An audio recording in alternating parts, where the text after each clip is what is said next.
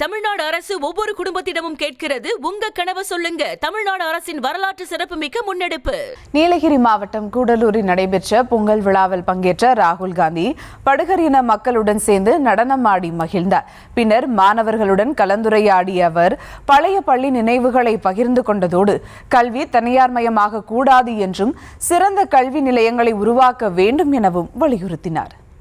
நீலகிரி மாவட்டம் கூடலூரில் உள்ள புனித தாமஸ் பள்ளியின் பொன் விழாவில் சிறப்பு அழைப்பாளராக மக்களவை எதிர்க்கட்சித் தலைவர் ராகுல் காந்தி பங்கேற்று மாணவர்களுடன் கலந்துரையாடி மகிழ்ந்தார். இந்த நிகழ்ச்சியில் பங்கேற்க ராகுல் காந்தி மைசூரில் இருந்து ஹெலிகாப்டரில் கூடலூர் வந்தடைந்தார்.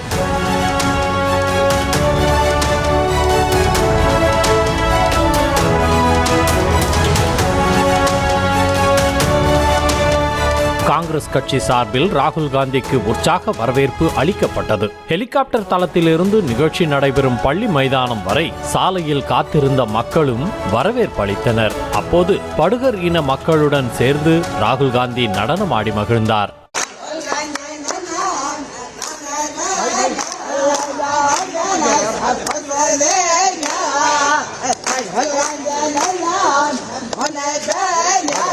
அதனைத் தொடர்ந்து புனித தாமஸ் பள்ளி சார்பில் நடைபெற்ற பொங்கல் நிகழ்ச்சியில் பங்கேற்றார். பின்னர் பொங்கலை அவருடைய கையால் எடுத்து மாணவர்களுக்கு கொடுத்து மகிழ்ந்தார். பள்ளி மாணவர்கள் ராகுல் காந்தியை மிக அருகில் பார்த்து அவர் கொடுத்த பொங்கலை வாங்கி மகிழ்ந்தனர்.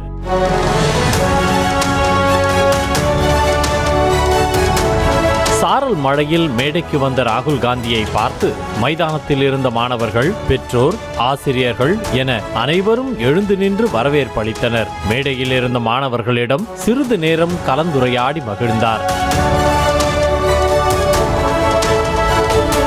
நிகழ்ச்சி தொடங்கியவுடன் மழையின் வேகம் சற்று அதிகரித்த நிலையில் ராகுல் காந்தி அருகில் அமர்ந்திருந்தவர் அவருக்கும் சேர்த்து குடை பிடித்த நிலையில் இதனை பார்த்தவுடன் எனக்கு வேண்டாம் என கூறியதோடு பாதுகாவலர் கொண்டு வந்த குடையையும் தவிர்த்தார்.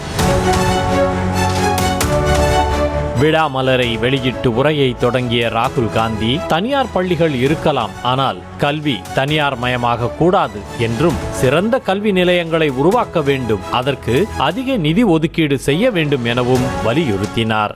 First of all, you need to have a good education system, and I believe that education should not be extremely expensive.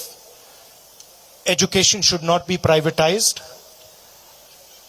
There can be private schools and colleges, but there is a role for good quality government education, and for that the government has to put money into the budget for education. So that's the first thing. தொடர்ந்து பேசிய அவர், India ஒரு ஜனநாயக நாடு என்றும் தற்போது உள்ள மத்திய அரசின் ஜனநாயகம் ஒரு கேள்விக்குறியாக உள்ளதாகவும் விமர்சித்துள்ளார். அதனை காப்பாற்றவே தற்போது குரல் கொடுத்து வருவதாக தெரிவித்துள்ள ராகுல் காந்தி, இந்தியாவில் பல்வேறு மொழிகள் பேசும் மக்கள் வாழ்ந்து வரும் நிலையில் அவர்கள் தங்களது உரிமைகளை விட்டுக் கொடுக்காமல் வாழ்வதற்கு நடவடிக்கை எடுக்க வேண்டும் என தெரிவித்தார். So democracy is what gives India its voice. Yes. And I've been saying that our democratic structure is under attack, and so our voice, the voice of our people, is under attack. Yes.